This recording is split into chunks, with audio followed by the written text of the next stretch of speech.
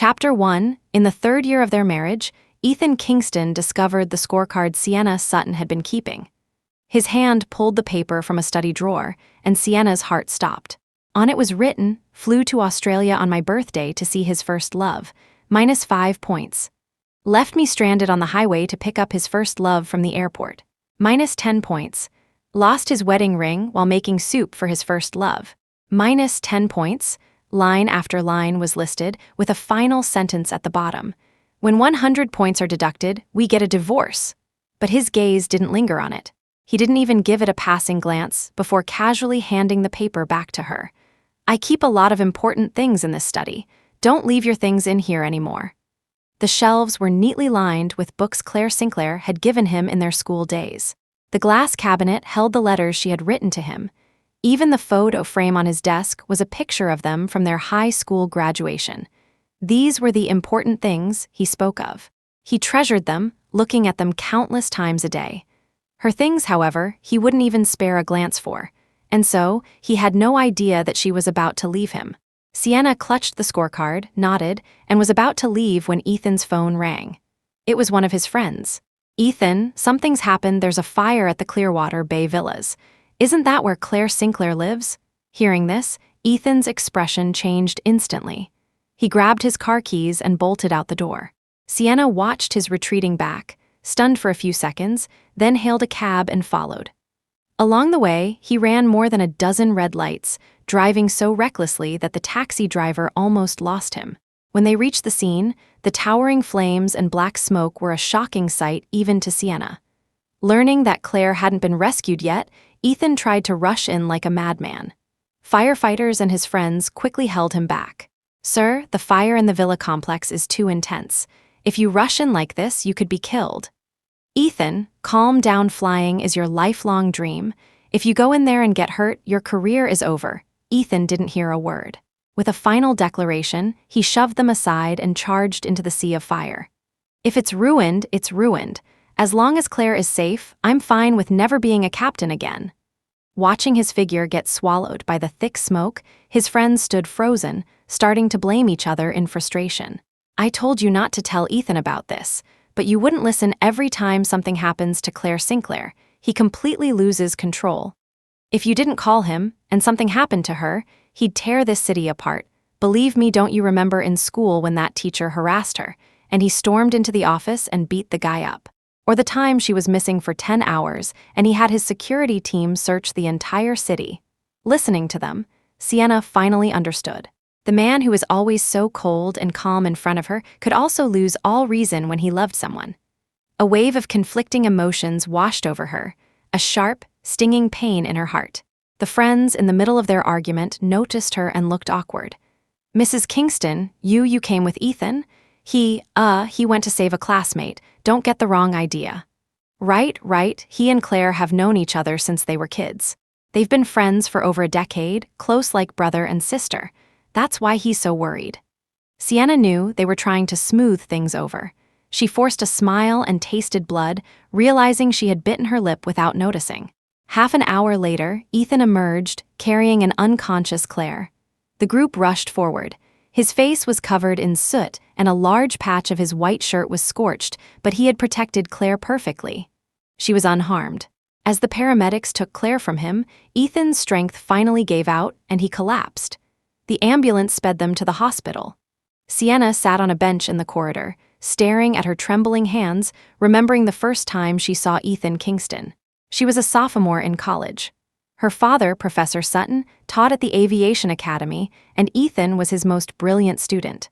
In his crisp uniform, he stood at the podium explaining flight principles, radiating such confidence that even the sunlight seemed to favor him. She fell for him at first sight, following him around constantly. Many girls pursued him, but he kept his distance from everyone. Until, just before graduation, Sienna's father fell gravely ill. His dying wish was for Ethan to take care of his only daughter. He agreed. After the funeral, he proposed to her directly. She had asked him, "Are you marrying me because of my father? You really don't have to." He looked at her and said, "No, it's because I want to marry you." Sienna thought she had finally won him over. Until one day, she went to pick him up after he'd been drinking and overheard his friends' drunken chatter. Mrs. Kingston is so naive, isn't she? Ethan's had her fooled for years.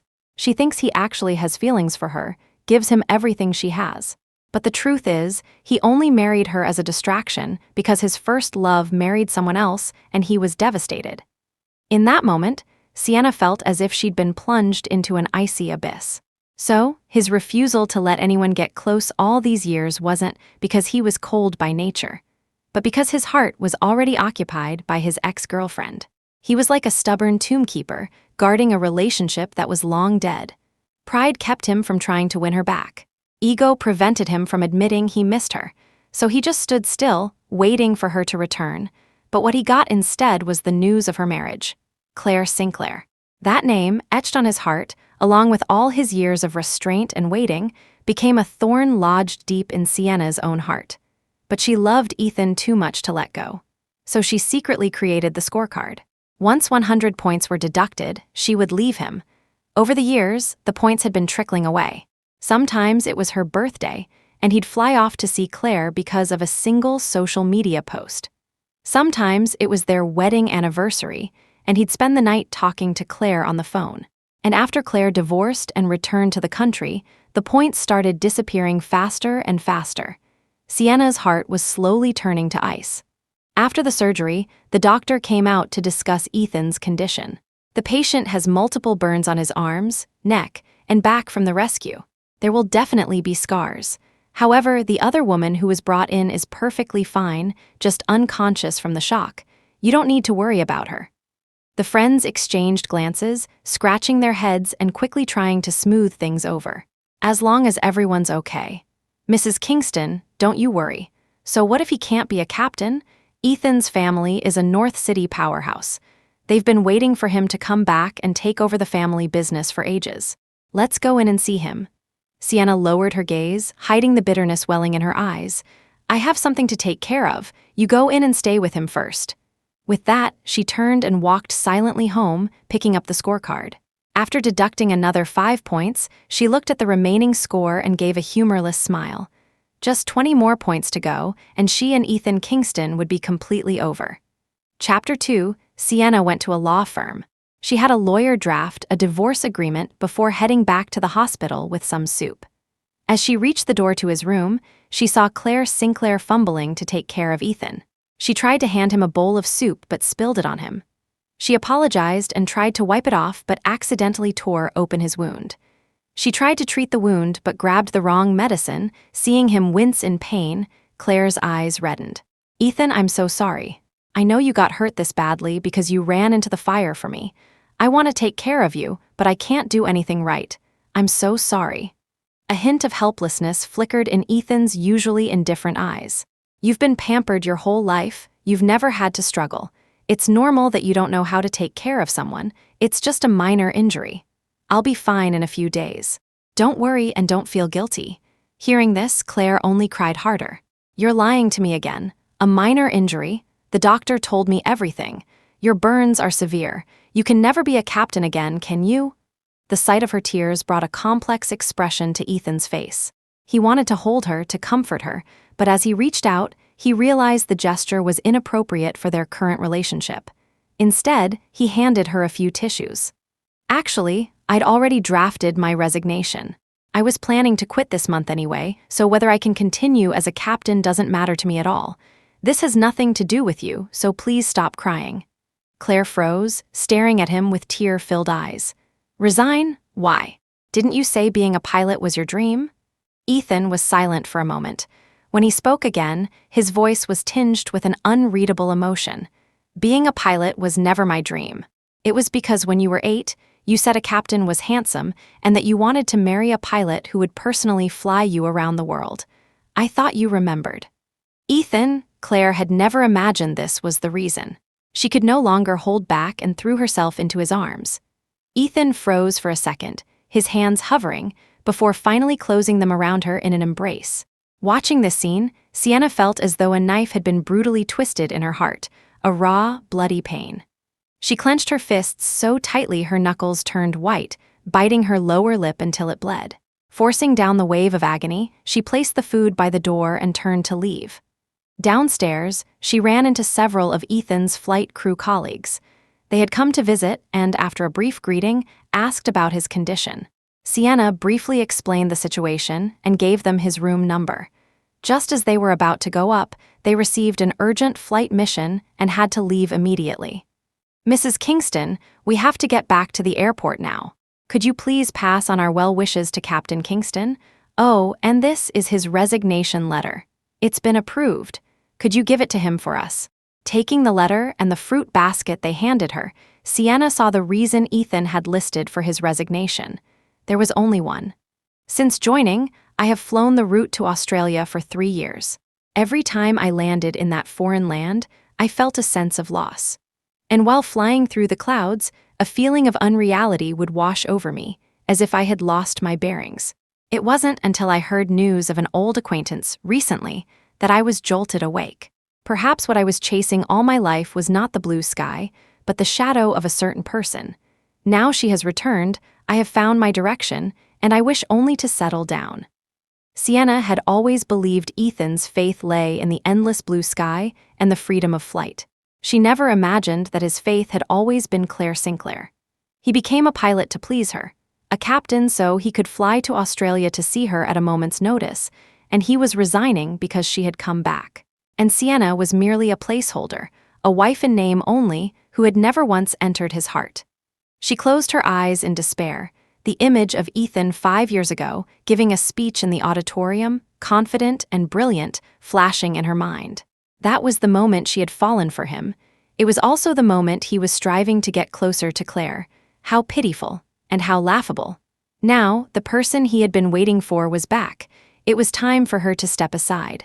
Back home, Sienna called Isabel, her senior from university who had long wanted to collaborate with her, and agreed to start a design studio together. After graduation, because Ethan had flights almost every week, Sienna had become a homemaker to better manage their family life. Now that she had made up her mind to leave, she planned to pursue her dream once more. Hearing her decision, Isabel's voice was filled with undisguised joy. "Sienna, back in school, our professor used to say you were a natural-born designer. Everyone was waiting for you to make a splash in the industry. I'm so glad you figured things out. I'll fly back tomorrow to discuss the contract. Let's set up the studio in North City. After all, you're married, so it'll be more convenient for your family." Chapter 3, There's no need for that. You're working in South City now, so let's set it up there. I'm getting a divorce soon. Just give me a little time to sort things out here, and then I'll come find you. Sienna announced her divorce in a calm tone. Isabel seemed stunned, silent for a long moment. But out of courtesy, she didn't press further and agreed to the plan. After hanging up, Sienna ordered numerous books and magazines and dug out her old-school materials. She didn't go to the hospital or contact Ethan.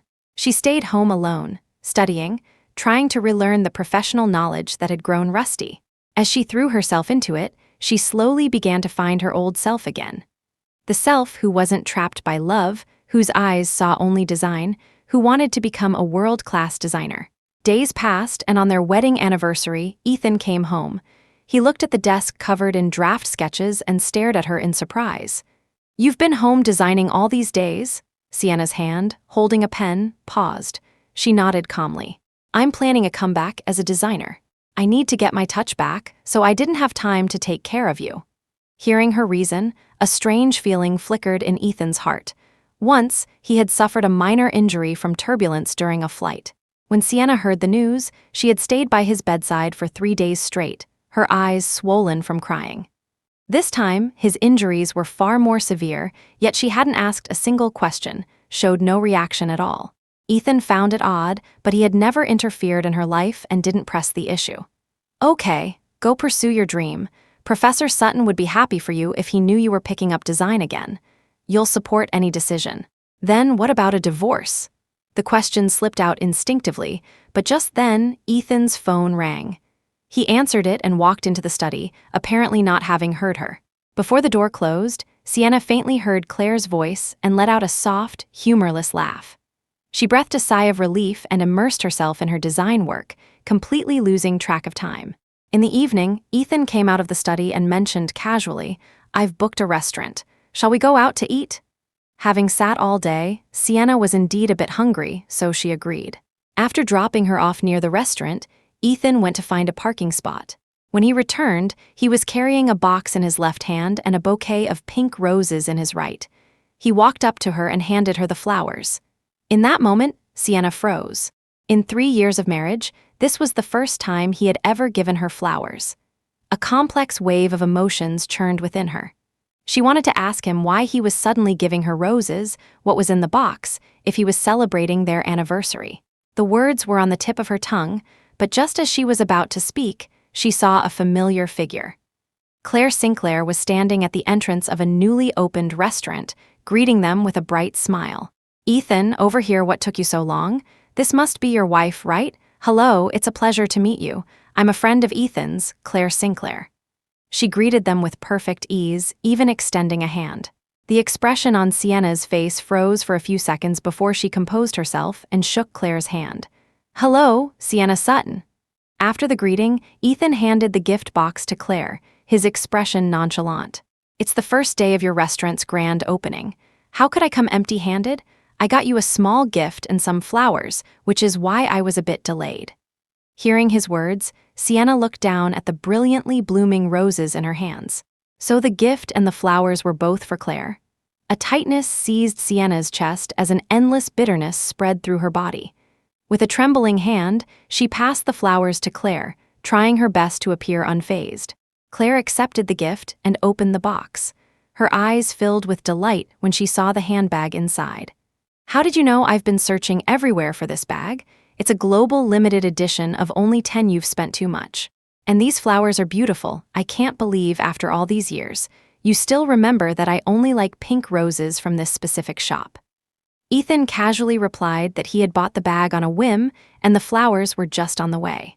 But Sienna knew there were no such coincidences in the world. All of this had been specially prepared by him, and his so-called invitation for her to have dinner with him was just an excuse to see Clare. From beginning to end, Sienna was nothing more than a pawn. Chapter 4, Clare led Ethan on a tour of the restaurant, introducing it as they walked. "Do you remember in middle school, my biggest dream was to open a Western restaurant?" "Yes," he said. "You wanted the decor to be in a European coastal style, the walls covered with impressionist paintings, the tables and chairs only in black and white, and you would have custom-made aromatherapy, with a different floral scent every day." Hearing him recite her old words verbatim, Clare froze. "How do you remember it even better than I do? Do you remember?" "Of course. You said you'd give me 30% of the shares and invite me to be the bartender. Does that offer still stand?" A flash of delight crossed Clare's eyes, and she adopted a modest expression. "How could you take something said in jest back then seriously? Besides, even though you're not a captain anymore, you have a billion-dollar fortune to inherit. Being a bartender here would be a waste of your talents." Ethan's eyes dimmed slightly. His lips parted as if to speak, but he ultimately remained silent. Sienna watched all of this unfold, her heart heavy and oppressed, like a sky filled with storm clouds. She knew that when Ethan said those words, he was being sincere. He truly wanted to be by Clare's side at all times. He would have been content just to be a bartender, to be able to see her from afar. After all, he had already tasted the bitterness of loss. Now that he had another chance, he would cherish every opportunity to be with her. Just like now, his gaze was fixed solely on Clare, never once looking back. Sienna was left trailing behind, completely unnoticed. When they reached their private room, Ethan habitually picked up the menu. Clare sat down beside him. Hearing the dishes he ordered, she spoke up deliberately. "Ethan, why are you ordering all my favorite dishes? What does your wife like? You should take care of her too." Ethan's hand, holding the menu, paused. He glanced at Sienna and then, with a composed expression, handed the menu to her. "I don't know what you like to eat, so I just ordered a few things. Order whatever you want for yourself." Seeing his indifferent demeanor and the smug look on Clare's face, Sienna's breath caught in her throat. Her fingers dug deep into her palms. She had always known that Ethan was a person who was indifferent to everything. That's why she could tolerate him forgetting anniversaries, not planning romantic surprises, and disregarding her feelings. But after witnessing his attentiveness to Clare, and then seeing his neglect of her, Sienna felt nothing but a deep, powerless sorrow. She didn't take the menu. Her face pale, she stood up and said she needed to use the restroom. Under the guise of showing her the way, Clare followed her, asking for her contact information while making ambiguous remarks. "Miss Sutton, please don't mind. Ethan and I have known each other for over a decade, so we're very familiar with one another. He remembers my menstrual cycle and knows I get cramps. A little while ago, he even went to the next city to find a traditional Chinese doctor to recommend to me.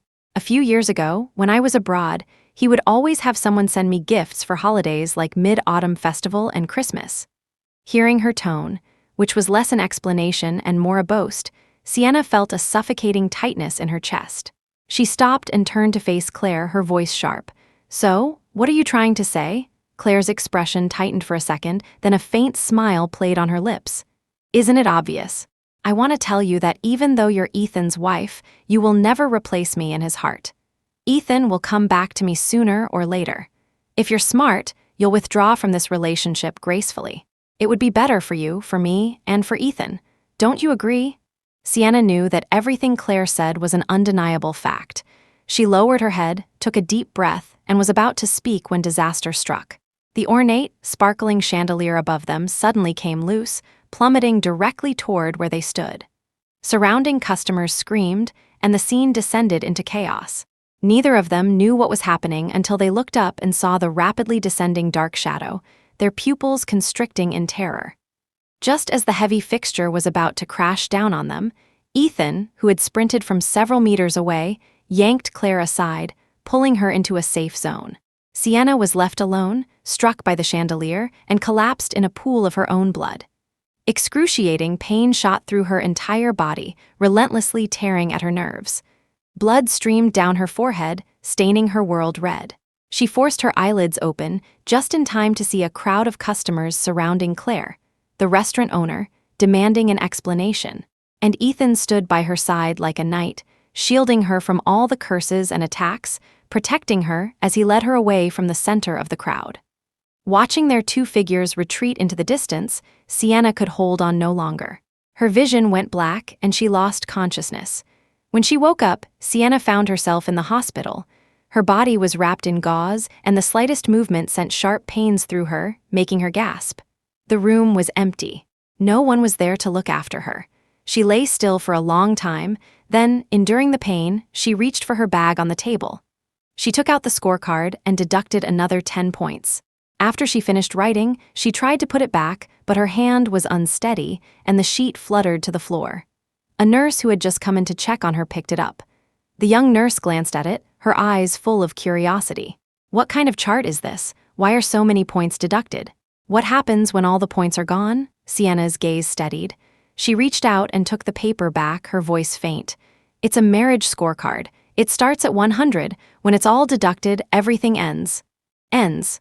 You mean a divorce? But there are only 10 points left on this chart," the nurse exclaimed. The next second, the door to the room was pushed open. Ethan walked in, his brow furrowed, his eyes locked on Sienna. "What 10 points?" Chapter 5, Sienna hadn't expected him to appear so suddenly. Before she could react, the nurse spoke up. "Are you the patient's husband? She was brought in for emergency treatment last night. We used her phone to unlock it and called you countless times. Why didn't you answer? You're lucky nothing worse happened to her, or you might have missed seeing her for the last time. Your wife is this seriously injured. You should pay more attention. Otherwise, you'll really run out of points." The nurse muttered as she handed him the medical report. Seeing the injury assessment, Ethan's gaze darkened. He uncharacteristically offered a lengthy explanation. "Yesterday, the falling chandelier injured many customers. The crowd was furious, and I was afraid they might do something to harm Clare in their anger, so I took her away first. It all happened so suddenly, I didn't know you were hurt. That's why I couldn't bring you to the hospital. I'm sorry." Sienna listened quietly, then asked a calm question. "So why do you have time to see me now?" Before coming, Ethan had prepared himself for her to be sad, to be angry. But seeing her unexpectedly calm reaction, he was momentarily stunned. "Clare was shaken up yesterday. I brought her to see a psychologist. I saw your name on the front desk registry, so I came to check on you." Sienna lowered her head, a self-deprecating glint in her eyes. "So it was just a coincidence." Ethan detected the low spirits in her tone, and was about to say something when his phone vibrated. He saw a message from Clare asking where he was and immediately pushed everything else from his mind. It was a bit of a coincidence, but I'm relieved to see you're okay. Get some rest. I'll come see you later. With that, Ethan turned and left without a backward glance. Sienna could guess he was going to find Clare. She forced her weak body to follow and saw him enter the psychologist's office. Through the window, she saw Clare reach out to him with reddened eyes, and he naturally took her hand, their fingers intertwining. The doctor asked many questions about Clare, her past experiences, her medical history, and he knew everything, answering fluently and in detail. During the therapy session, Clare broke down several times. It was he who patiently and gently comforted her, his tone a tenderness Sienna had never heard before. When the session ended, the doctor gave a definitive conclusion. The patient suffered a great deal of trauma in her previous relationship and has been unable to let go, leading to severe insecurity. Even a small scare can trigger a stress reaction. She needs the companionship of close family and friends to overcome this. Hearing this, Ethan's face instantly darkened. After coaxing Clare to sleep, he called his assistant, his voice as cold as frost. Find out exactly what Clare went through in her previous marriage. Report everything to me. Also, arrange for a private jet. I'm taking her on a trip to clear her head. Witnessing all of this, an endless wave of sorrow and bitterness spread through Sienna's body. She finally understood. It wasn't that Ethan didn't know how to express love. It was just that the person he loved was never her. That's why when she was injured, he wouldn't show excessive concern.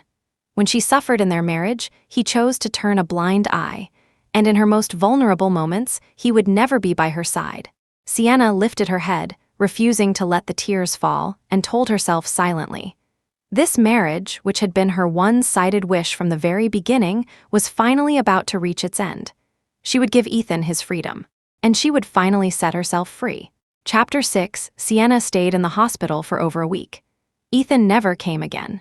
He sent a message saying he was going on a business trip for a while and had his assistant periodically deliver gifts and supplements. Looking at the jewelry and health products piling up in her room, Sienna felt nothing. She opened her phone and saw the photos Clare had been sending her for the past few days, pictures of her and Ethan together. In the photos, they sat on a reef, watching the sun rise over the sea. They stood side by side against the magnificent backdrop of a sun-drenched mountain. In a temple adorned with red ribbons, they made wishes for each other before the gods. Following the photos was a long message from Clare. These places in the photos are all spots Ethan took me when we were dating. We made the most beautiful memories there and promised to be together forever.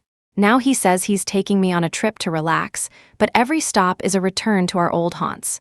Don't you think he, just like me, is desperately hoping we can go back to the way things were? Sienna looked at the messages silently and didn't reply. Once she had recovered, she went home alone, only to hear the voices of Ethan's friends at the door. Ethan, didn't you already make Clare's ex-husband go bankrupt? He's never going to recover, and Clare's getting better. Why are you drowning your sorrows in alcohol the moment you get back? Through the slightly ajar door, Sienna saw a pile of empty bottles in front of Ethan. He seemed drunk, his usually cool face flushed, his eyes veiled with a misty haze. I just hate my past self. Why couldn't I let go of that ridiculous pride? Why didn't I try to get us back together?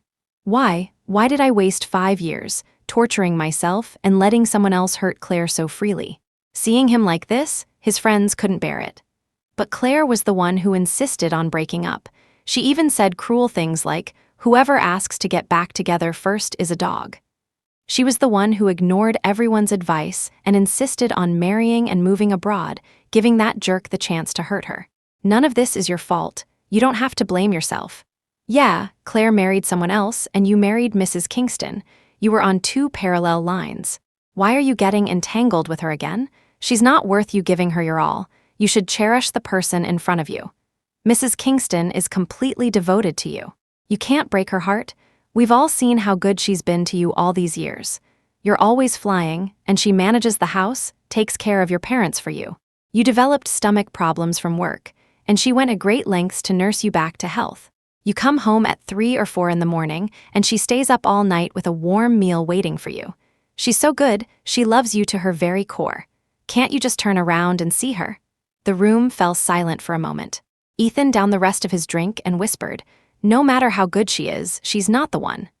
Hearing those words from his own mouth, Sienna felt as if her heart had been gouged out, leaving a bloody, agonizing wound. Her hands trembled uncontrollably. She closed her eyes, her face pale, the image of Ethan agreeing to marry her flashing in her mind. Back then, he had said he thought they were a good match.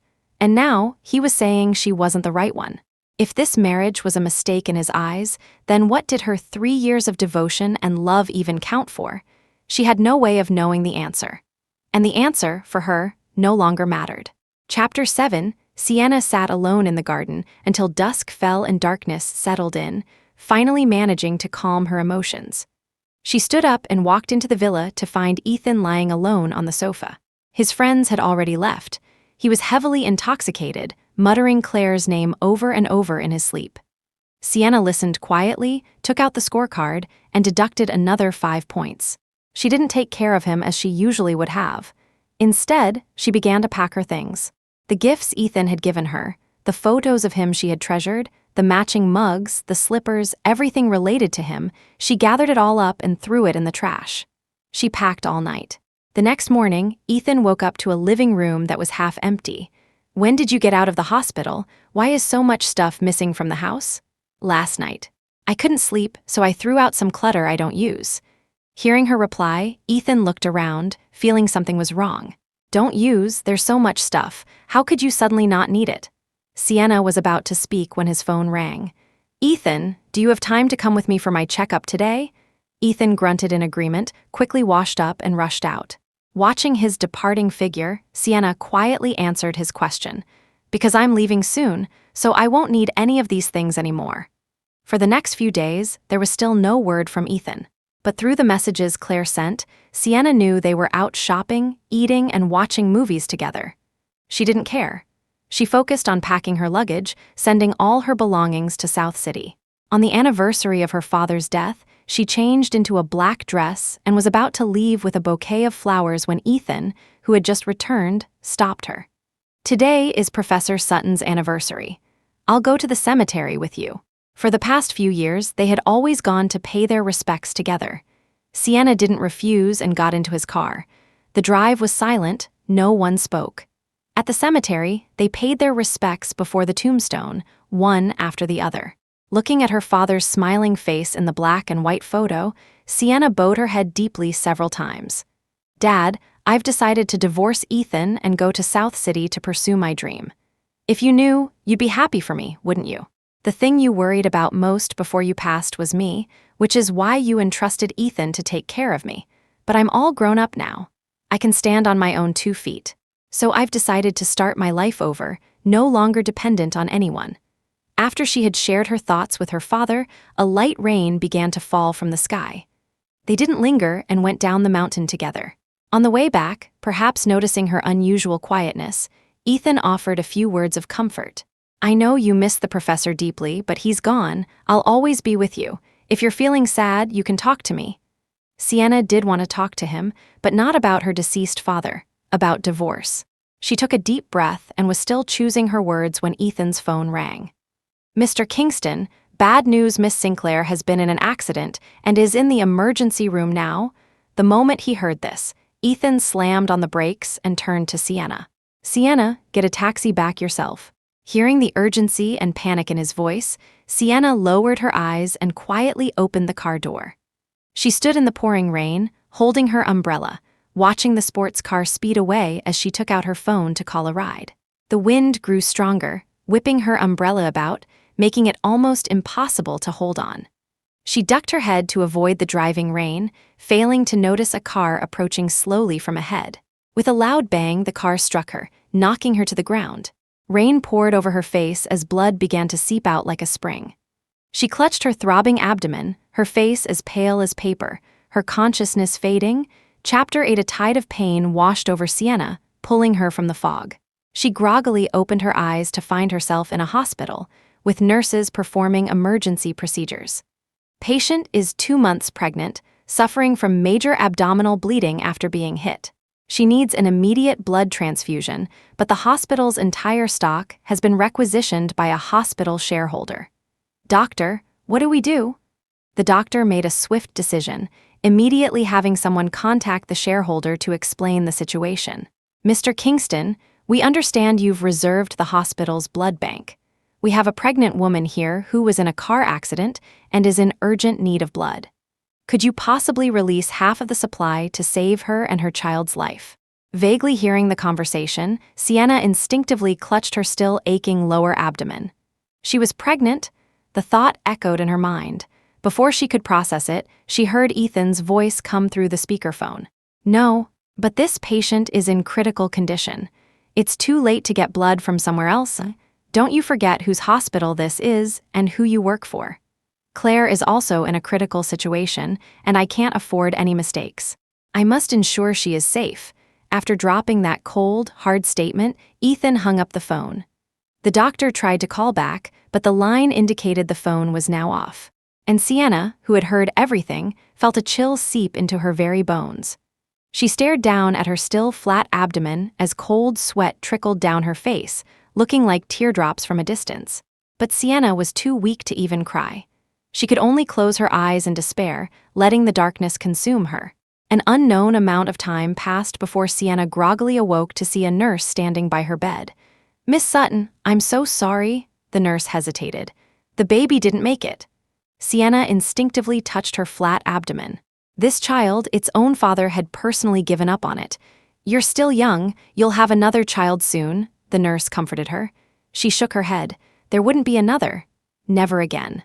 "That person," she asked softly, "your hospital shareholder's friend, was she saved?"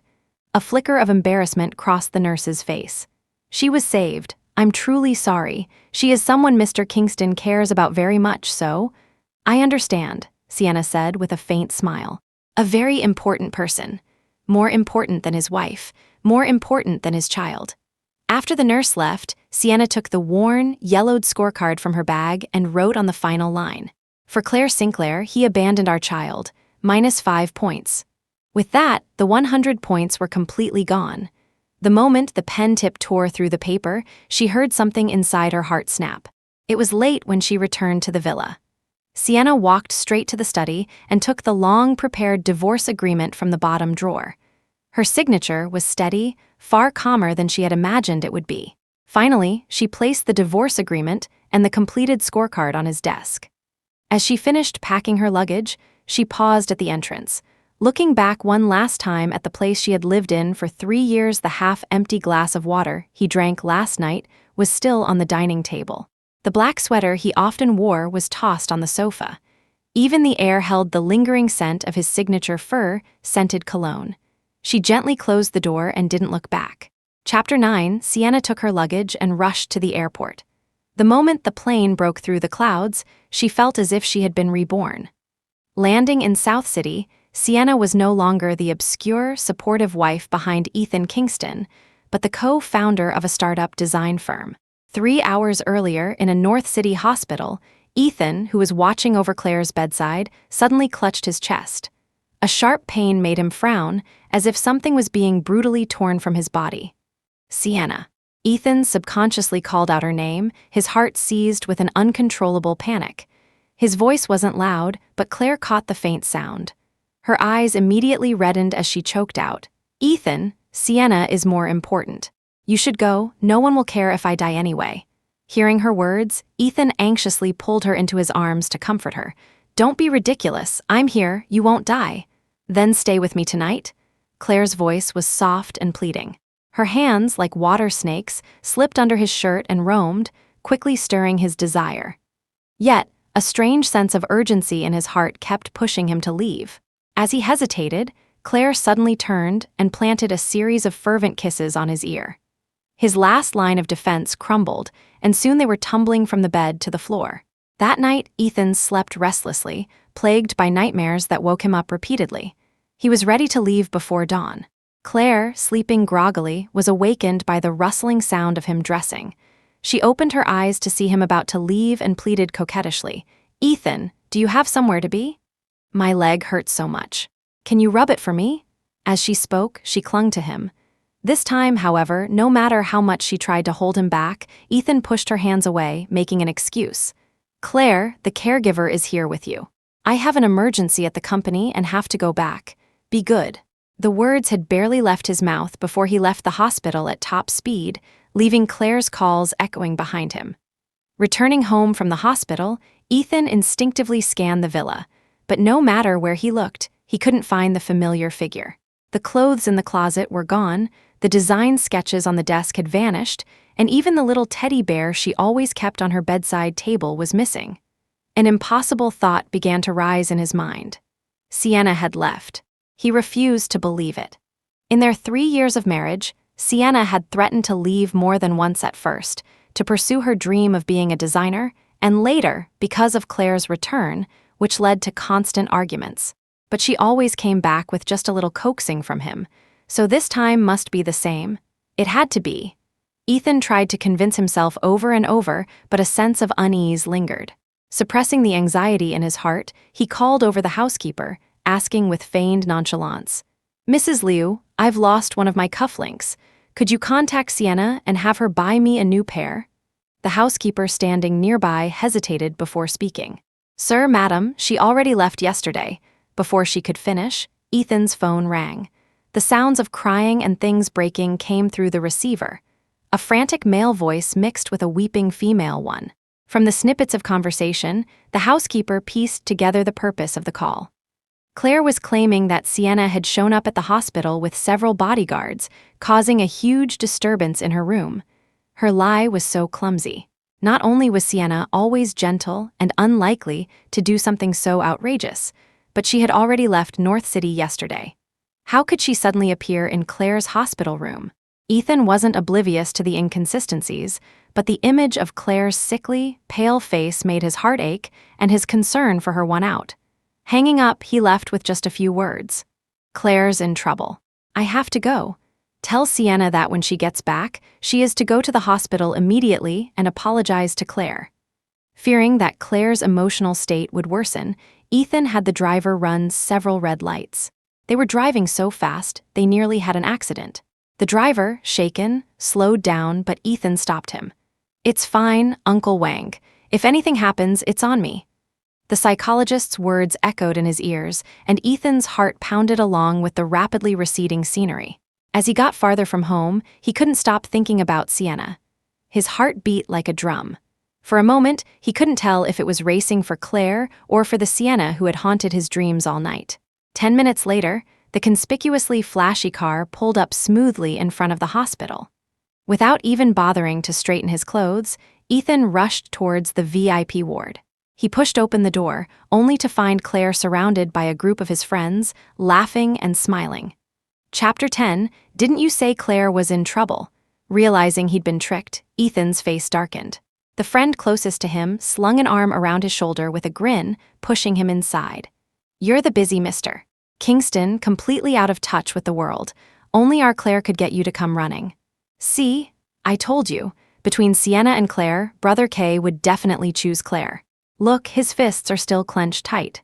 Following his words, everyone's gaze shifted to Ethan's hands at his sides.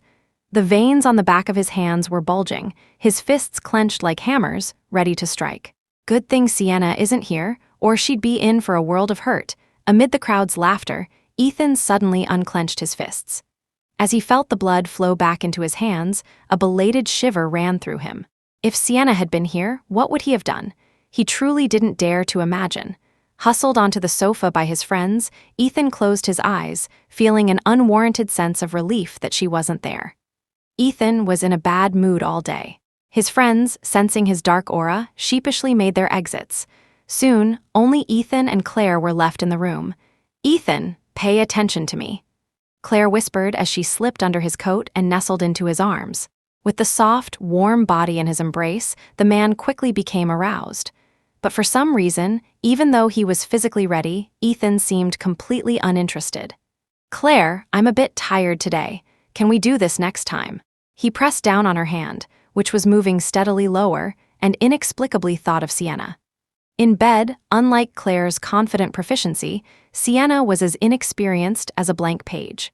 But it was precisely this untouched purity that could so easily ignite Ethan's most primal urges. He wanted to kiss her, to hold her, to do everything with her. When they were intimate, Sienna would involuntarily call him hubby in a soft, sweet voice that sent shivers down his spine. At that thought, Ethan's gloomy expression suddenly brightened, a hint of blissful happiness touching the corners of his mouth. Noticing his distraction, a flash of resentment crossed Claire's eyes, but her hands didn't stop, her advances growing more intense. "Ethan, didn't you used to love it when I left my marks on you?" Clare said, shifting her position to straddle his lap. She tilted her head up and peppered his face with kisses. Her movements were wild, and her unstable center of gravity caused her to nearly fall off several times. To keep her from getting hurt, Ethan had to repeatedly catch her as she slipped, until finally, he simply gripped her waist and met her movements, letting her set fires all over his body. "No, Clare, your injury hasn't healed. You can't have such strenuous activity so often." Ethan wanted to say more, but in the next second, his mouth was forcefully covered by hers. Their lips and tongues tangled, a wet, intimate fusion. After several rounds, Clare lay panting weakly on Ethan's chest. Seeing the look of satisfaction on his face, she feigned anger and playfully tugged at his handsome face. "No matter how tough my big brother's mouth is, I, Clare Sinclair, am determined to pry it open." Hearing this, the man's Adam's apple bobbed, his eyes darkening. "Oh, really? I have other parts that are even harder. Why don't you try prying them open?" Just as the atmosphere was heating up again, an intrusive phone call shattered the mood. He saw the caller ID was from home. Ignoring Claire's protests, Ethan quickly answered the phone, his voice filled with an excitement he himself didn't recognize. "Is Sienna back?" Seeing Claire's face fall, Ethan realized his tone had been too eager. He composed himself and spoke again. "Since she's back, have her start making dinner. Clare is being discharged today, and we should celebrate properly." Ethan owned a villa with dozens of servants. There was no need for Sienna to cook herself. Hearing him say this, Clare, who had her back to him in a sulk, turned around with a renewed smile. Her deep eyes were filled with defiance. As if to declare her ownership, she took Ethan's fingers into her mouth, deliberately making suggestive sounds. The startling, wet noises were disturbingly erotic. Even without being there, it was easy to guess what kind of scene was unfolding on the other end. Ethan knew what Clare was doing. He also knew that hearing this would make Sienna furious, that she would break down, that she would scream. Yet, he did it anyway, partly to soothe Claire's emotions and partly for his own selfish reasons. He desperately wanted to hear Sienna's voice. Angry, happy, calm, any of it would do, as long as it wasn't this complete silence. It was as if she had vanished from the face of the earth. Ethan considered many possibilities, but the only response he got was the housekeeper's almost cold tone. "Mr. Kingston, you should come back. Your wife has left something for you." Sienna left him a gift. A jolt of joy shot through Ethan, immediately followed by an endless wave of panic. He had forgotten that today was their third wedding anniversary. Chapter 11, Overcome with Guilt, Ethan ultimately couldn't bring himself to take Clare back to the villa. It was the first time he had clearly realized that the house was his and Sienna's home, a world for two that could absolutely not accommodate a third person. Not even if that person was Clare. After dropping Clare off at Clearwater Bay, Ethan drove to the outskirts of the city. Tucked away in a remote, old alley was a little-known, time-honored shop. It sold Sienna's favorite sweet glutinous rice cakes with ginger sugar. In the past, whenever he made Sienna angry, she would take a taxi to this shop alone. The soft, white rice balls, coated in a layer of powdered sugar, were delightfully sweet. By the time Ethan finished his work and rushed over, he would find Sienna spinning in place with delight from the delicious taste. The sound of her pure satisfaction, paired with her smiling, star-like eyes, was something Ethan found utterly adorable. His Sienna was truly the easiest girl in the world to please. But he didn't know when it started his Sienna hadn't seemed to smile for a very long time. After buying the rice cakes, Ethan went to a flower shop. He bought a bouquet of delicate pink roses, the same kind he had given Clare at the restaurant a few days ago. He remembered Sienna's look of astonishment when she saw the bouquet, and he had also caught the fleeting disappointment in her eyes when she learned the truth. These details, which Ethan had deliberately ignored at the time, now felt like 1,000 rusty needles stabbing into his heart. The weather tonight was gloomy, as if the heavens were angry with him. Traffic jams and red lights stretched a 1-hour drive into two. It took him 2 hours to get home. Without even changing his shoes, he headed straight for Sienna's bedroom, his hurried voice laced with an imperceptible apology. "Sienna, I got held up at the office today, so I'm a little late. Today is our 3rd wedding anniversary. I bought you your favorite." Before he could finish, Ethan sensed something was wrong. Sienna was nowhere to be seen in the bedroom. A wave of cold, desolate air hit him, making him shiver involuntarily. The 2 orchid plants by the French windows were yellowed and withered from neglect. The space on the bedside table, where their wedding photo used to hang, was now just a blank wall. The empty room made Ethan's heart feel hollowed out. He forced himself to remain calm and place the things he was holding on a table. A glance to the side caught a piece of paper that radiated a chilling aura. It was a medical report. The patient's name was Sienna Sutton. The diagnosis was a car accident and a 1st trimester miscarriage. As he read the words, Ethan's mind went blank for a moment, followed by rapid, shallow breathing. His eyes turned red. In their 3 years of marriage, Sienna had always wanted a child of her own. She, a person so afraid of bitterness and pain, had downed bowl after bowl of medicinal soup to prepare her body without so much as a frown. His vision blurred. Ethan suddenly remembered Sienna's birthday. Clare was already back in his life then, but under pressure from his parents, he had taken a day off to accompany Sienna to a temple to pray. Sienna didn't believe in gods or Buddhas, but for the sake of having a child with him, she had kowtowed at every single one of the 9,000 steps. By the time they reached the top, her knees and forehead were bleeding. Kneeling before the statue, her hands pressed together, Sienna had suddenly asked, "Ethan, do you think the baby doesn't want to come because we don't love each other enough?" Faced with her question, Ethan had frozen. For a moment, he thought she had discovered his involvement with Clare. But when he turned to look, Sienna was already standing up, smiling at him as if nothing had happened. "Why so serious? I was just kidding." Her tone was light, but Ethan still saw the faint glint of tears in the corners of her eyes. His heart aching, he had pulled her into his arms, comforting her over and over. "Sienna, we will have a child. We definitely will." To welcome their child, Ethan had even personally decorated the nursery. The tiny pink socks, the cute and whimsical toys, all of it had softened his hardened heart. Ethan, too, had looked forward to his and Sienna's child. Preferably a girl who would look as sweet and gentle as Sienna. He would spoil her and make her the happiest little princess in the world. However, all those fantasies were now shattered in an instant. A continuous dull ache throbbed in Ethan's chest. If he himself felt this way, he couldn't begin to imagine the unbearable pain Sienna must have endured. He gripped the medical report tightly and sank into a chair, dazed.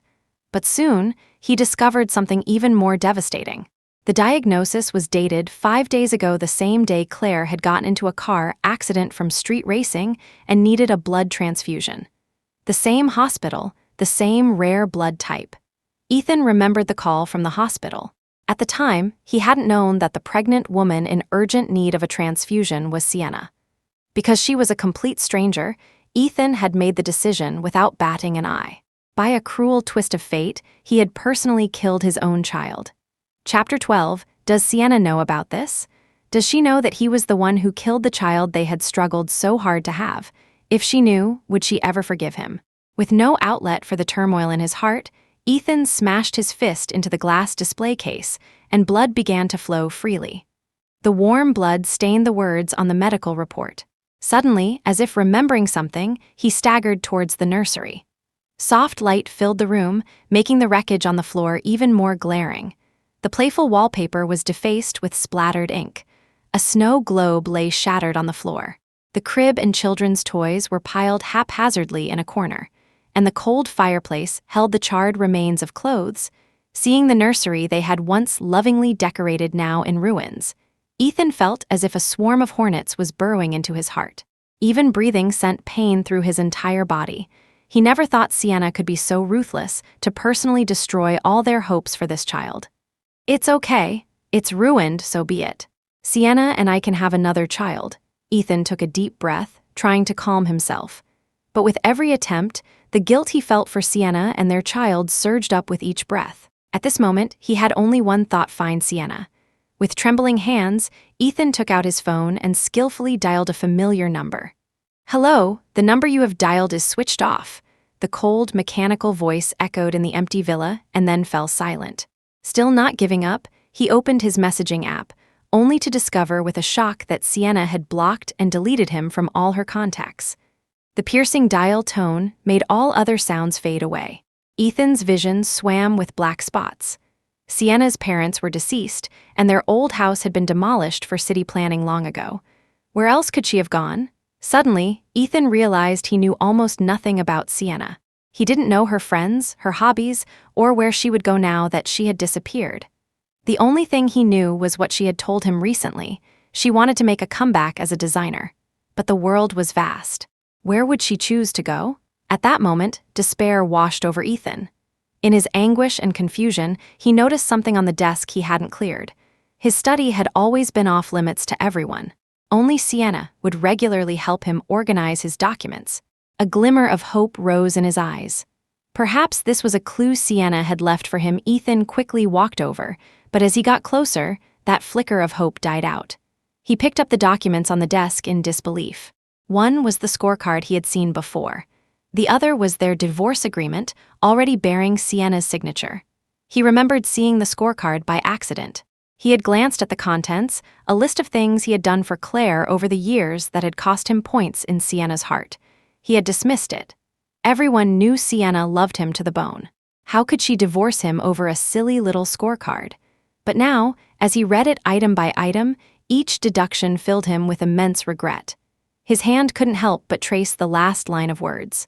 Here, the ink had bled through, the pen stroke tearing the paper, a testament to the force with which the author had written. Because this line read, "For Clare Sinclair, he abandoned our child. -5 points. A sharp pain shot through his heart, as if he could see Sienna lying in that hospital bed, utterly hopeless. He clutched the divorce agreement. Something he had once looked forward to was now in his hands, yet he wished this moment had never come.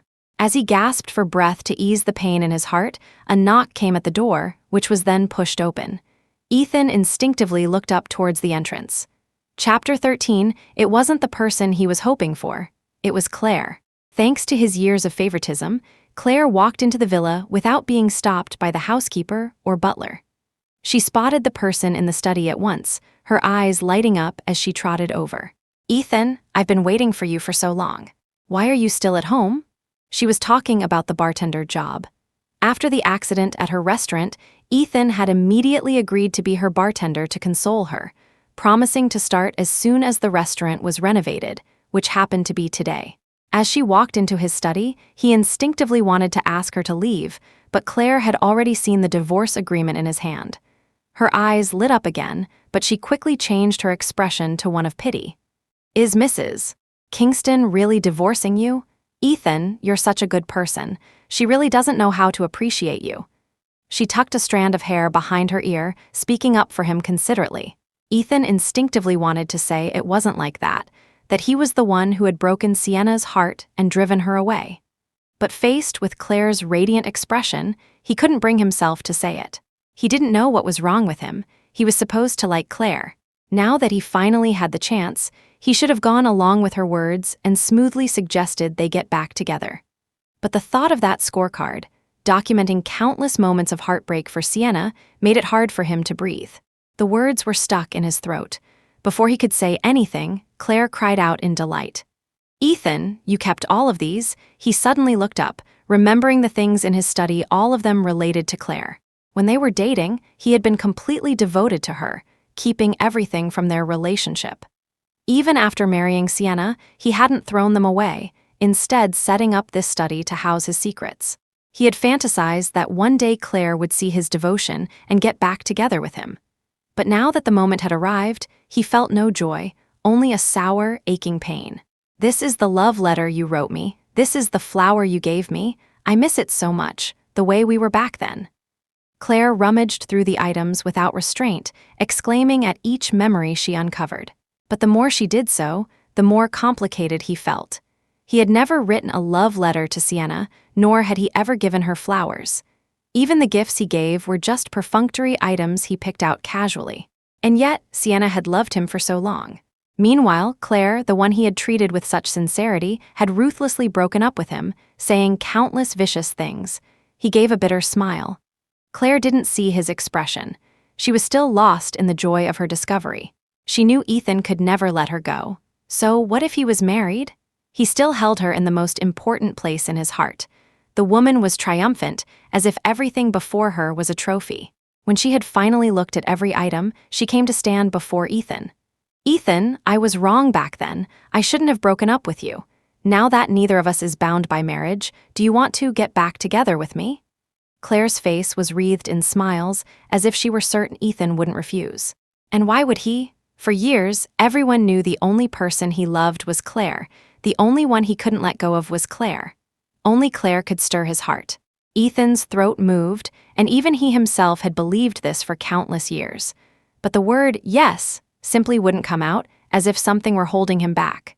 The face before him was clearly Clare's, yet he couldn't stop himself from thinking of Sienna. He remembered their wedding day, the girl's face suffused with a happy smile, like a rose. After it was plucked, all that was left were the sharp thorns, reminding him just how important her presence had been. Chapter 14, Ethan didn't agree to Clare's proposal.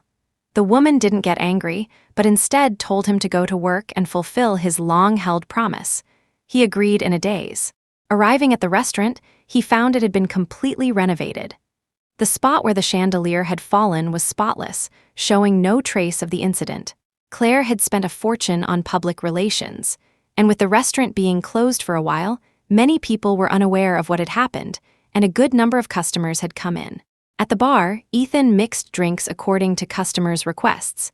He had once become a pilot because of a word from Clare, and he had also taught himself bartending because of her vision. The shaker danced between his long fingers, like a performance, attracting the attention of many and drawing more curious people inside. Clare sat nearby, praising him with a smile.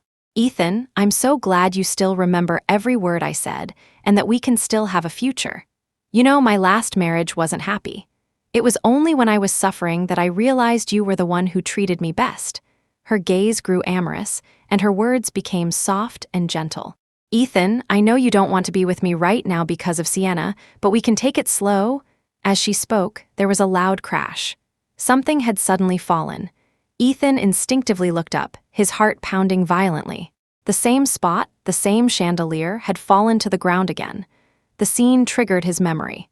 That day, he had clearly seen the hem of Sienna's dress pinned under the chandelier, yet he had done nothing. Instantly, the restaurant was in an uproar. With such a major accident, no one was in the mood to eat or drink anymore. Everyone was taking pictures and shouting insults. "A huge chandelier just fell. The quality here is really worrying. I remember now, the same thing happened at this restaurant before. I can't believe the owner is so shameless, still using shoddy materials. Who's the manager? Get out here." As the person in charge, Clare was immediately singled out. She hadn't expected the same accident to happen again so soon and instinctively looked for Ethan's help. "Ethan, help me, I didn't do it on purpose." She thought the man would once again stand in front of her without hesitation, shielding her from everything. But when she turned, she only saw a dazed look in his eyes. He seemed lost in memory, unresponsive no matter how she called. As the crowd grew more agitated, Clare bit her lip, with nowhere left to retreat. She shouted with a sob in her voice. "Ethan, what on earth are you thinking about?" The man's thoughts were pulled back to the present, and he saw the urgent scene. Perhaps out of instinct, he quickly pulled the trapped Clare into his arms. But the aggrieved woman was not satisfied with this. She cried and pounded on his shoulder. "You have to talk back to them for me. How dare these people curse at me?" Ethan froze. Last time, in the exact same situation, Sienna had been struck by the chandelier due to the restaurant's poor quality materials and nearly died. And this time, Clare was still unrepentant. His lips trembled. He said nothing, just silently held the person in his arms tighter, trying to shield her from being photographed. But with so many people watching, the incident quickly escalated online. His attempts to shield her were futile. Chapter 15 online, Clare's restaurant became a trending topic, and Ethan was summoned back to the Kingston family home. For years, to be a pilot, Ethan had barely contacted his family. When he was injured saving Clare, his entire body was covered in severe burns, forcing him to give up his job. The Kingston family had immediately asked if he wanted to come home. If he had nodded, he could have inherited a billion-dollar fortune and never had to worry about his livelihood again. But at Clare's invitation, he had refused the family's offer, stating that he was going to be a bartender. Now, less than 2 months later, he was kneeling in the Kingston family mansion. "Look at the trouble you've caused. I told you long ago that Clare is not a good woman, but you insisted on clinging to her. Now look, the whole world knows that a member of the Kingston family not only became a bartender for someone, but also defended such a shoddy restaurant. Do you want to bring shame upon the Kingston family name?" Arthur Kingston, SR, roared with anger. Ethan had no answer. Since Sienna left, his mind had been in chaos. He ignored the calls from Clare on his phone and kowtowed several times on the floor. "I know I was wrong. I am willing to accept the family punishment and give up my status as heir." The patriarch showed no mercy, personally taking a whip and lashing him 99 times, until his skin was broken and he collapsed on the floor, gasping for breath. A large amount of blood pooled on the floor, but Arthur Kingston, SR, forbade anyone from bandaging his wounds. Ethan didn't make a sound. After a moment, he struggled to his feet and slowly, painfully, walked out of the mansion. He returned to the villa. Clare was living there. As soon as she saw him return, she burst into tears and threw herself at him. "Ethan, where have you been these past few days? The internet is full of people cursing me. I'm so scared. Can you please help me fix this?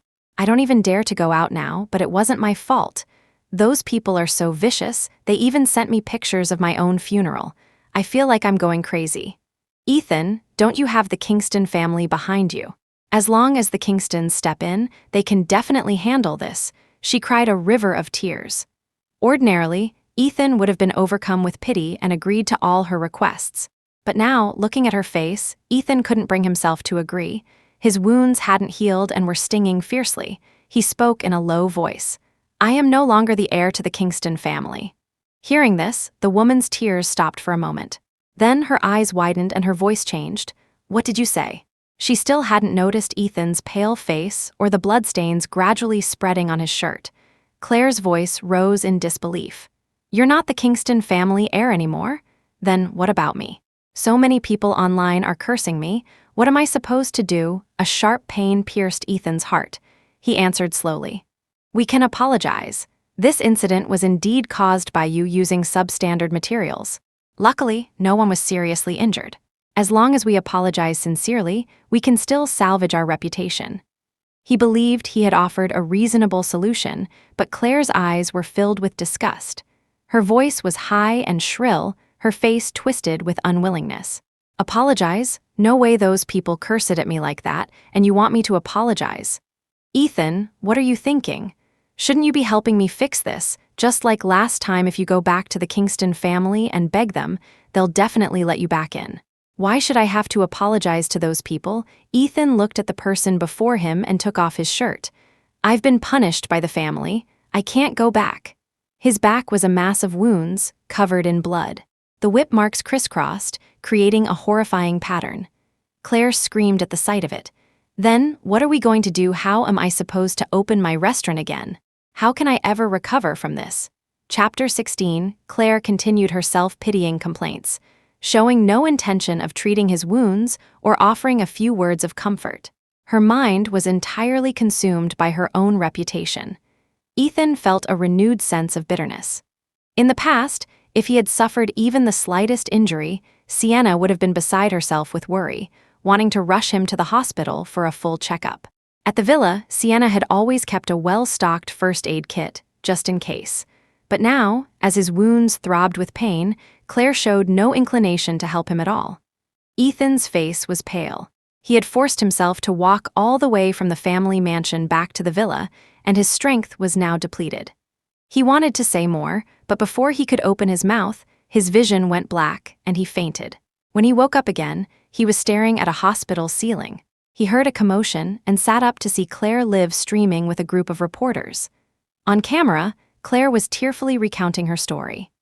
"I know many people are boycotting my restaurant, saying I use shoddy materials and that my food is overpriced and poor quality. especially after the two recent incidents with the falling chandelier. I want to explain to everyone here that this was not a problem with the restaurant, but sabotage. With that, Clare actually produced his and Sienna's divorce agreement, displaying it for the camera. At first, Ethan was confused about how Clare planned to explain things, but now he suddenly understood. He struggled to get out of bed, but Clare spoke faster. It was Ethan's ex-wife, Sienna Sutton. Ethan doesn't love her. They agreed to divorce, and Ethan chose to be with me. But Sienna, seeking revenge, tampered with my restaurant. The first time on the restaurant's opening day, I invited both Ethan and Sienna. And on that very day, the chandelier just happened to fall. I never thought she would do something like this just to get back at me. But thankfully, Ethan has finalized the divorce with her. For my sake, Ethan even voluntarily gave up his status as the Kingston family heir. I hope everyone can support us. After her speech, Clare ended the live stream with a deeply affectionate look. Ethan, dragging his exhausted body, snatched the divorce agreement from her. Hearing her slander Sienna, Ethan's eyes widened in disbelief. Why would you say that the problem with the restaurant had nothing to do with Sienna? She was already gone, faced with his angry expression. Clare was unfazed. I know, but if I don't say this, how can our restaurant ever recover? Since Sienna is gone, we can use this opportunity. We could even get a huge amount of publicity out of this. She smiled, her expression as bright as ever, but it sent a chill down his spine.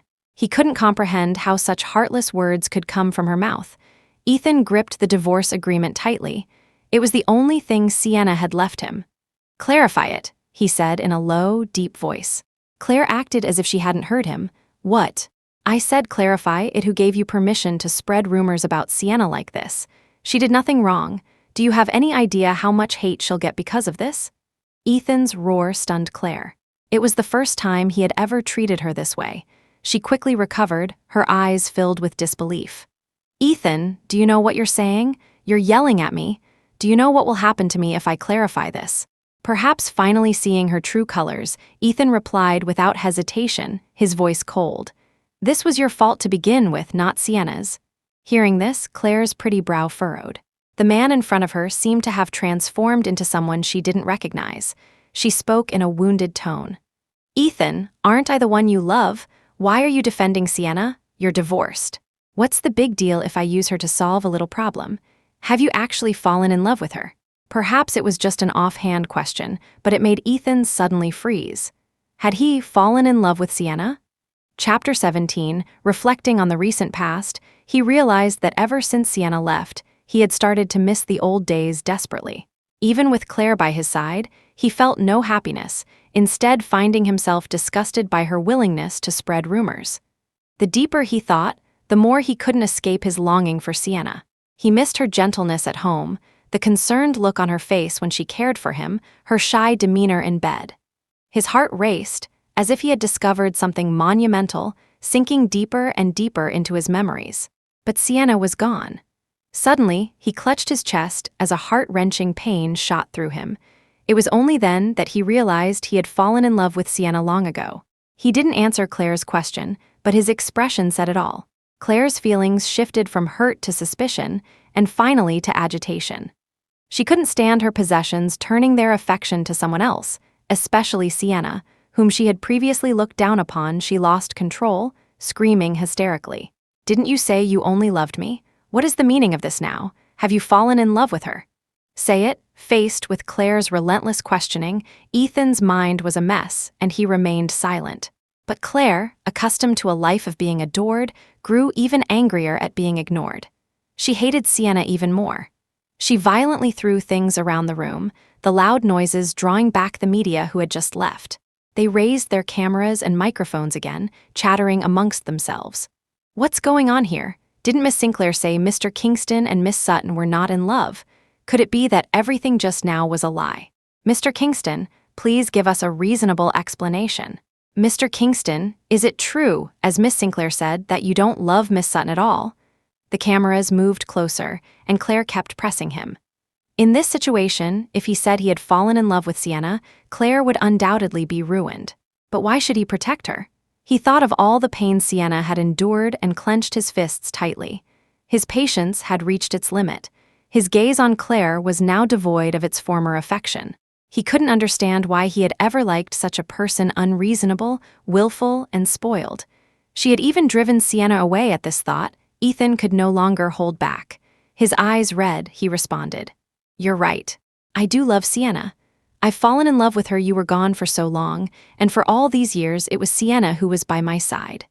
"Clare, what right do you have to say anything about her?" he roared, his eyes dark and menacing, terrifying Clare. She trembled, tears welling up in her eyes, but in front of the numerous media, she remained defiant. "What is she?"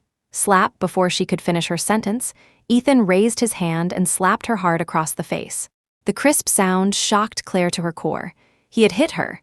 The tears that had been teetering on the brink instantly fell. Clare no longer cared about her image on camera and began to cry and flail her arms wildly. "You hit me, Ethan. You hit me. You were the one who kept saying you loved me. And now you hit me for Sienna. You're already divorced." But her struggles were futile. Having come to terms with his own feelings, Ethan looked at her as if she were the most disgusting person in the world.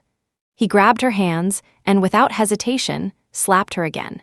With another heavy sound, Clare's head was knocked to the side, her face immediately swelling up. But the anger in the man's eyes did not diminish. His words were ice cold. "The pain Sienna suffered was much more than this. What does hitting you even matter? I want you to apologize to Sienna." The man's eyes were cold. If he had felt any shred of softness for her before, now, not a trace of hesitation remained. He now only found her repulsive. He couldn't believe he had done so much for her, constantly hurting Sienna in the process. He pushed through the crowd of media, ignoring the hysterical sobs behind him, and left the hospital room, returning to the villa. His mind was now completely filled with Sienna. Once he admitted he loved her, he realized how terribly wrong he had been all along. In their 4 years together, he had already become inseparable from her, but had refused to admit it, only realizing his regret after completely losing her. At this moment, Ethan finally understood what it meant to have his heart torn to shreds. He couldn't bear it any longer and let out a pained roar, wishing he could go back in time and ask himself, "Your heart clearly felt reluctant, so why did you do nothing?" He sat in the villa all night, absorbing the last bit of warmth that belonged to Sienna. As dawn broke, he finally broke down and wept uncontrollably. He would never find Sienna again. Chapter 18, after breaking free from Ethan, Sienna settled in South City. The moment she stepped off the plane, Isabel and the other team members were there to welcome her. They talked about their dreams, their eyes sparkling with a light that reminded Sienna of her past self. If it hadn't been for Ethan, she would have taken this step with them long ago. They had a meal together and then immediately got to work. Starting a studio from scratch required them to handle everything themselves. Choosing a location, renovating, registering the business, hiring staff. The process of going from 0 to 1 was not easy, but Sienna handled every task with great care. She no longer had time to think about Ethan. After several months of intense work, the prototype of the studio finally took shape. Isabel asked her what she wanted to name it. Sienna thought for a moment and wrote down the words, "Golden Spike." She hoped that both her studio and her future life would be like a spike of wheat growing, bearing fruit, and becoming an enviable golden hue. Isabel had no objections and congratulated her. It was a new beginning for her career and a new beginning for her. And so, with just a few people, they broke into the design world. It was tough at first. They couldn't get commissions, clients didn't trust them, and during the most difficult period, they could only afford to eat plain bread. But this studio held their dreams, and Sienna would never give up. Finally, they got a break, created a piece of work they were proud of, and Golden Spike Studio began to make a name for itself. They seized the momentum and continued to build their reputation. Gradually, the name Golden Spike started to spread throughout South City. Anyone in the design circle knew about the studio's capabilities, and the orders she received grew larger and larger. To celebrate another successful multi-million-dollar project, cheers, inside Golden Spike Studio, Sienna's face was beaming as she raised her glass. "Cheers, boss Sutton is just too amazing. Yeah, and Jay Stir, too, we still have so much to learn from you guys. You two are simply invincible." Everyone raised their glasses and clinked them together. Among them, the man who was mentioned smiled humbly, his head turned to gaze at the person beside him. Not at all. It's all Sienna's talent. Without her, none of us would be here today. Sienna felt embarrassed by the praise. Just as she was about to say something, her eyes met Julian Sterling's. His affectionate gaze was more potent than any words. Sienna was stunned for a moment, a blush rising on her cheeks. She quickly looked away, pretending to be nonchalant as she engaged with the others. When she first started the studio, it was indeed very difficult. They were short-staffed, clients were demanding, and she often worked through the night to maintain the studio's reputation. To ensure Sienna could fully devote herself to creation, Isabel voluntarily moved behind the scenes, managing the studio's day-to-day operations. But even so, they were still lacking, in need of someone with the same level of talent as Sienna. Later, she happened to see Julian Sterling's design work online and was instantly captivated. She immediately contacted him, hoping to recruit him for her studio. At that time, the studio's income was barely enough to support herself, but Sienna was convinced that Julian was a hidden gem and fervently invited him to be her partner. As it happened, Julian had also heard of Sienna's reputation and accepted the invitation. Who knew it was as if fate had arranged it? Two talented individuals who had struggled on their own came together and created an impossible success story. Step by step, turning Golden Spike Studio into the highly sought-after firm it was today, a household name in the industry. Sienna couldn't help but smile, her eyes shining with nothing but light. Chapter 19. After the drinks, Sienna went up to the second-floor balcony for some fresh air. Her face was slightly flushed from the alcohol, but she was in high spirits. It had been 2 years since she left Ethan. From the initial pain and confusion, she had now reached a point where she no longer dwelled on the past. She had completely let go of that man and would never again feel an ounce of helplessness because of him. The night breeze was cool, lifting her long hair, creating a scene as beautiful as a painting.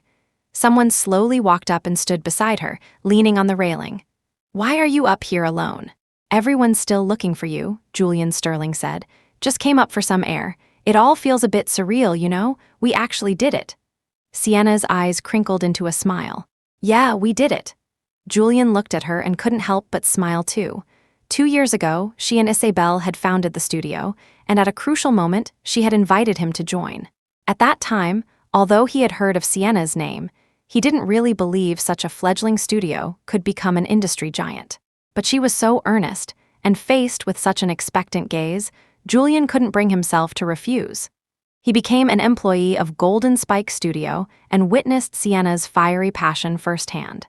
She threw herself completely into design, staying up for several nights just to perfect a tiny detail. When did he fall in love with her? Was it when they landed their first contract? The first time they received recognition?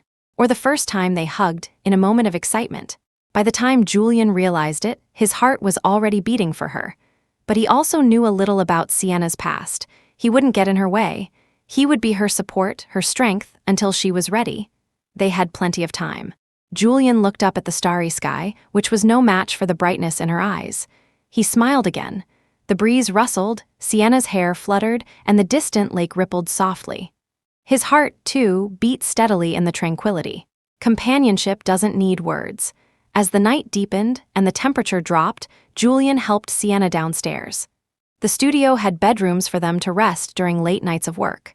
By the time they went down, everyone else had already gone home, thoughtfully cleaning up the remnants of their celebration. Sienna was already quite drunk. She rarely drank, only having a little when she was particularly happy. This time, having completed a multi-million-dollar project and boosted the studio's fame, she had had more than usual.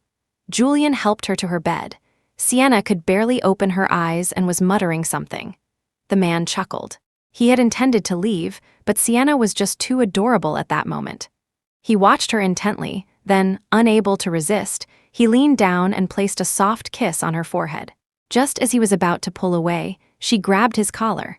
The person who had her eyes closed just a moment ago now had them open.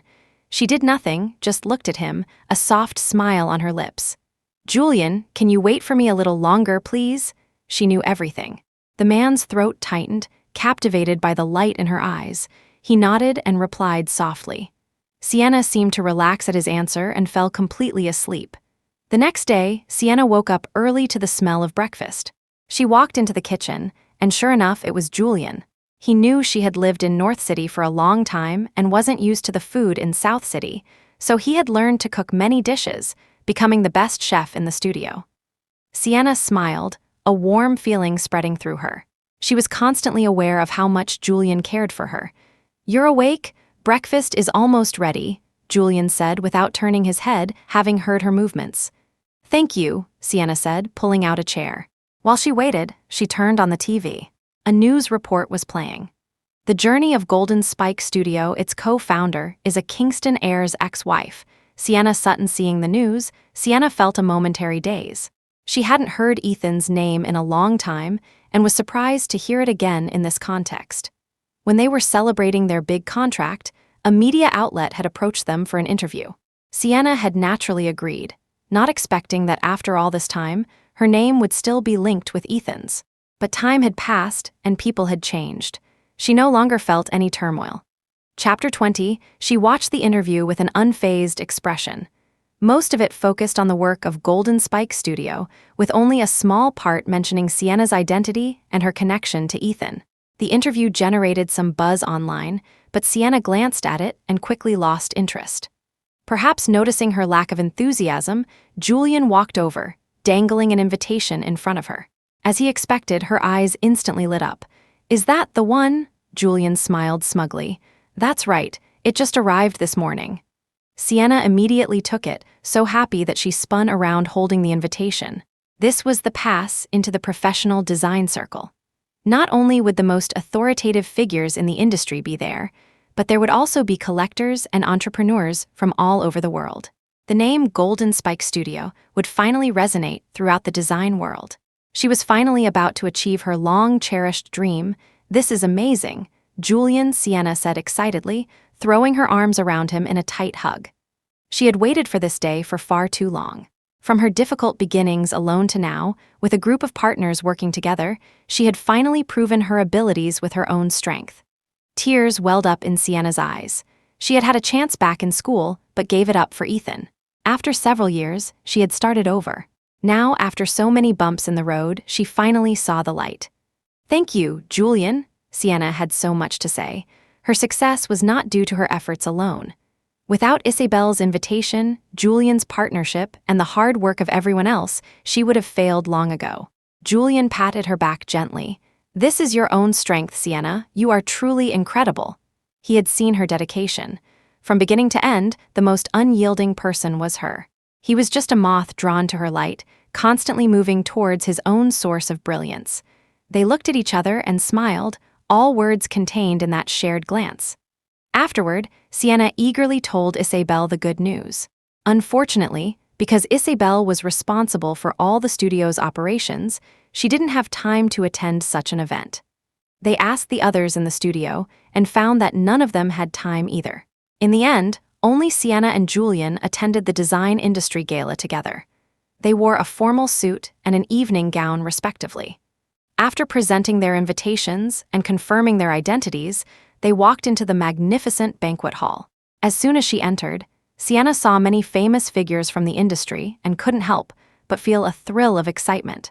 What she hadn't realized yet was that, with her current status, she had already become one of the figures others looked up to. Before the banquet officially began, Sienna was already engaged in pleasant conversation with these big names. Many entrepreneurs were interested in the designs produced by Golden Spike Studio and expressed intentions to collaborate. In just a short time, Sienna had secured several million in potential deals and was thoroughly satisfied. Julian stayed by her side, watching her satisfied, cat-like expression with a faint smile and a low whisper. "Truly impressive, Miss Sutton, the great designer." Sienna was taken aback, then felt a little embarrassed by his teasing. She hummed and took the glass of wine from his hand. "You too. Don't think I didn't see all those people looking at you. Your reputation is just as big as mine now, you know."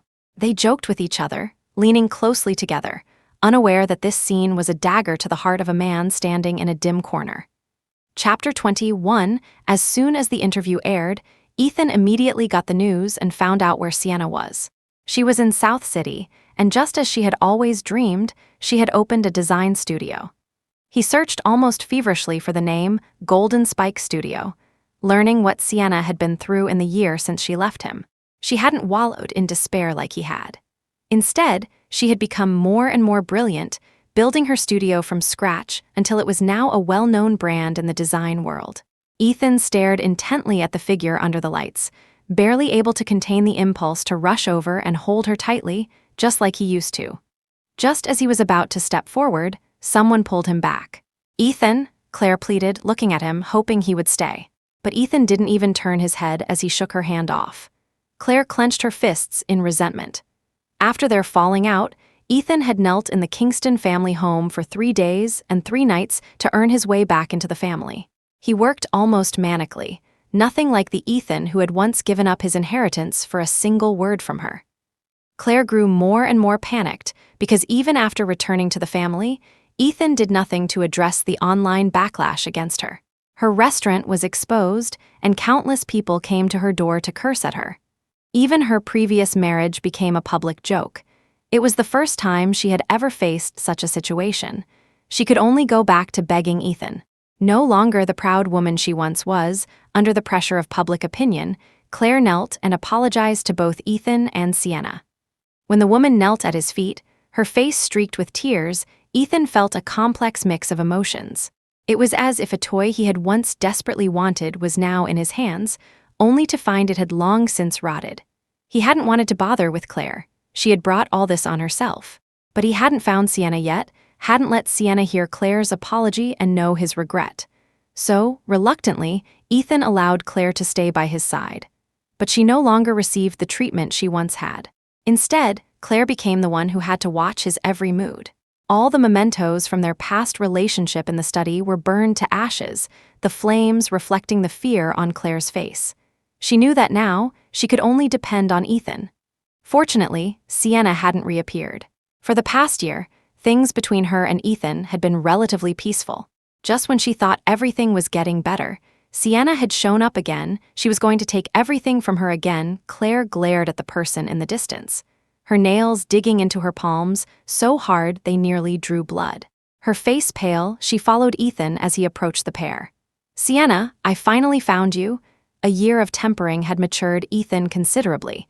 He was now in full control of the Kingston family, the rightful heir.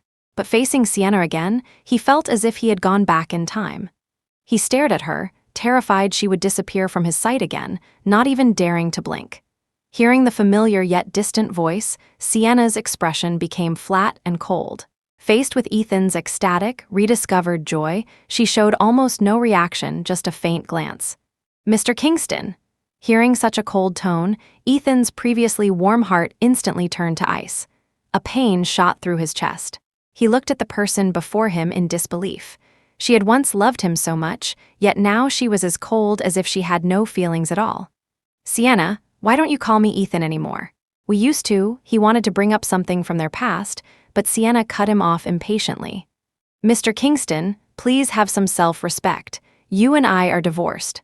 I hope you won't disappoint your new love again." Sienna glanced pointedly at the person behind Ethan, prompting an anxious explanation from him. "You've misunderstood. There's nothing between me and Clare. I only let her follow me so she could apologize to you." With that, he put on a stern face, his brows furrowed with disgust as he turned around. "Did you hear that?" Apologize to Sienna immediately. Clare's face turned white. She shot a resentful glare at Sienna, clutched her stomach, and reluctantly lowered her head.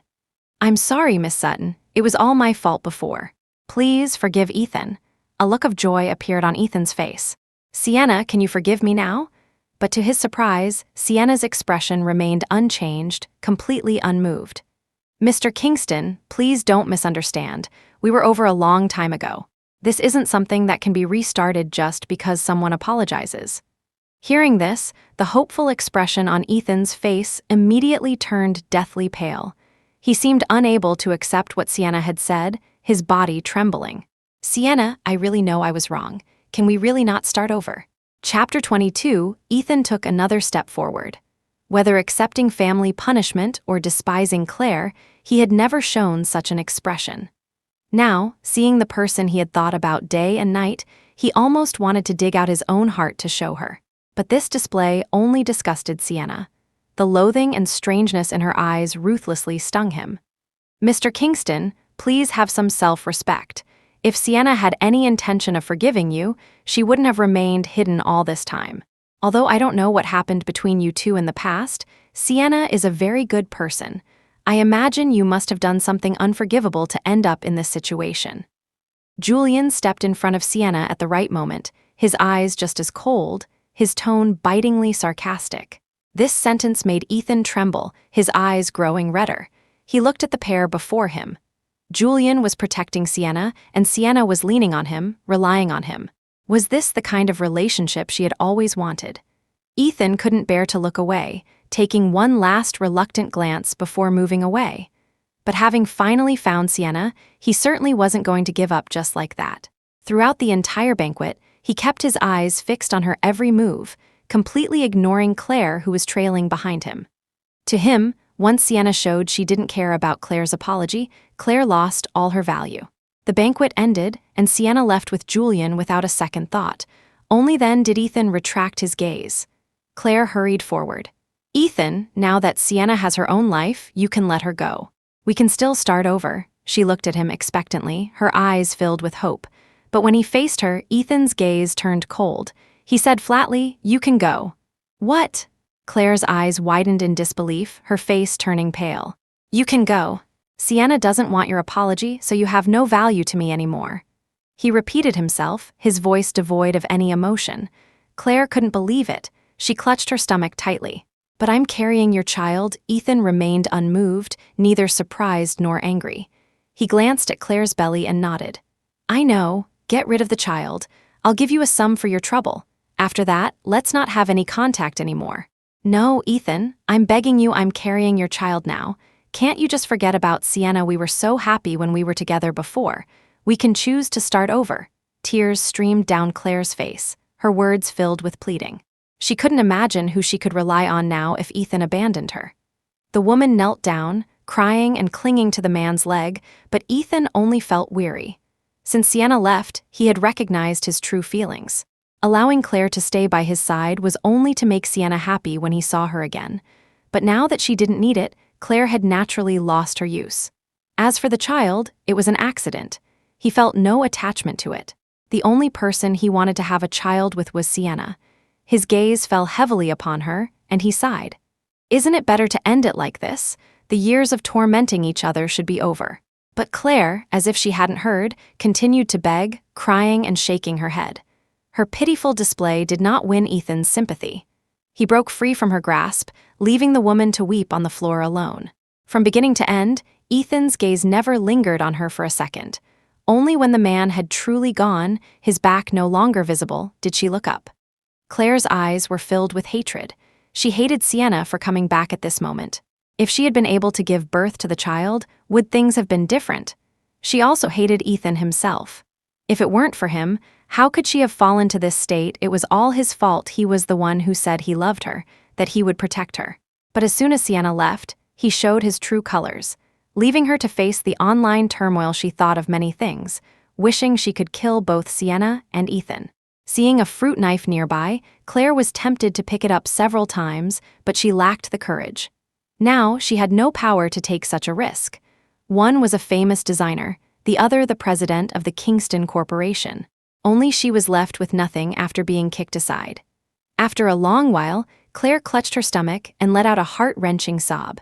She followed Ethan's instructions and aborted the child in her womb. As the flesh and blood left her body, her eyes were red, but she was powerless, able to do nothing but endure the pain alone. When she came out of the hospital room, she received the money from Ethan. It was a lot, enough for her to live comfortably for the rest of her life. But her life was destined to be devoid of light forever. Chapter 23, after dealing with Clare, Ethan focused all his energy on winning back Sienna. As far as he knew, Sienna wasn't with Julian Sterling yet, which meant he still had a chance. He had made up his mind. This time, no matter what happened, he would never betray Sienna again. She could make another scorecard, 100 of them, and he wouldn't let himself lose a single point. If she was willing, he would even hand over the Kingston Corporation to her. He found the address of Golden Spike Studio, and with a bouquet of flowers, he knocked on the door. "Excuse me, is Miss Sutton in?" He asked politely, The others in the studio gave him a scrutinizing look. Among them, Isabel walked over, her expression complicated. "What are you doing here?" Ethan recognized her. She was the one who had co-founded the studio with Sienna after the divorce. Ethan smiled at her. "I'm here to win her back." Isabel didn't know what to say. It seemed like everyone who did wrong eventually felt regret. "But if you knew this would happen, why did you do it in the first place?" After a long thought, she decided she didn't have the right to make decisions for Sienna. She opened the door wider and pointed upstairs. "She's on the second floor, but Boss Sutton will never forgive you." A pang of pain shot through Ethan's heart, but he still went up. On the second floor, Sienna was enjoying the breeze. Seeing Ethan recently had brought back many old memories. At first, she thought they were together because they were in love. She never expected it was because Clare had married someone else, and Ethan had simply picked someone at random. She loved him but couldn't have him, yet she refused to let go, clinging desperately to her position as Mrs. Kingston. Until she was covered in wounds, unable to find a single trace of love, she resolutely chose to leave. She never thought fate would be so cruel as to have Ethan give up on Clare and come back to pursue her, when she already had a better life. Julian came over holding a cup of hot cocoa. "Not feeling well?" he asked, worried that seeing Ethan again had upset her. "No, it feels like a dream," Sienna said with a small smile, taking the cup. Its warmth spread through her hands. "It's not a dream. With me by your side, things will only get better and better," Julian said with a gentle laugh. He was always so considerate, able to see her worries and frustrations, providing a quiet, warm harbor at just the right moment. From beginning to end, Julian had always been by her side. Perhaps Ethan's appearance had given her a new perspective. She turned and looked into Julian's eyes, a smile gracing her lips. "We will get better and better." She took the initiative, stepped forward, and kissed his lips. When Ethan came upstairs, this was the scene that greeted him. Under the night sky, Sienna and Julian were kissing, the countless stars seeming to serve as their backdrop. He saw a look of happiness on Sienna's face that he had never seen before. He wanted to rush forward, to interrupt them, even to snatch Sienna into his own arms. But for some reason, he couldn't take another step. His carefully chosen suit, his styled hair, and the expensive bouquet all became a joke. He didn't know how long they kissed. Ethan felt his body go numb. Finally, they parted. He saw that Sienna's eyes held only a look of sweet affection. Her lips moved, she seemed to say something that made the man opposite her incredibly excited, and he hugged her tightly. At that moment, Ethan truly knew that Sienna had really left him, that she no longer belonged to him. Just like the studio she founded, she had a completely new life. His face turned pale. He put down the bouquet and didn't disturb them. So when Sienna and Julian came downstairs, all they saw was a mysterious bouquet of flowers, blooming brilliantly, just like the new love they had just confirmed.